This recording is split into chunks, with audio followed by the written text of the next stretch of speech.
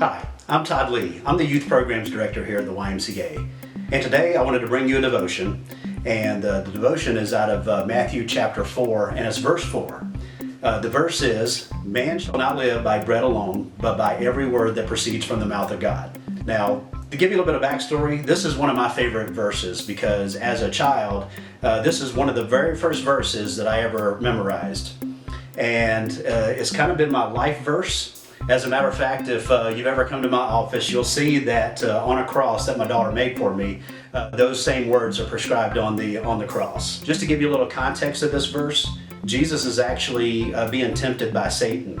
Satan actually asked Jesus to turn a rock into some bread because Jesus had been meditating for some time and was famished.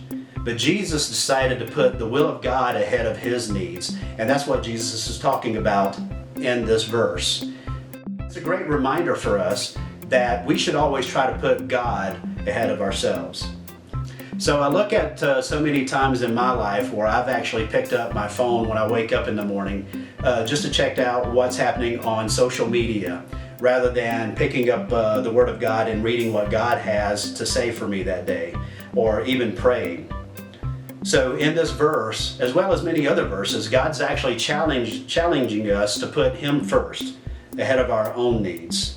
So I believe that this verse right now is challenging us to put God first, find out what it is that He wants us to do, and so that way that whenever we are living our daily lives, that we are actually being a reflection of Him to others. So take the time to put God first. Take the time to read His Word. Whether it's opening up the Bible or opening up your favorite devotion book and just taking time to find out from God what it is that He wants you to know about Him and building that relationship with Him today. And then later, as you're serving others, you will be a reflection of God. So you can learn how to be a better servant to God and a servant to others. And so that's my word for you today.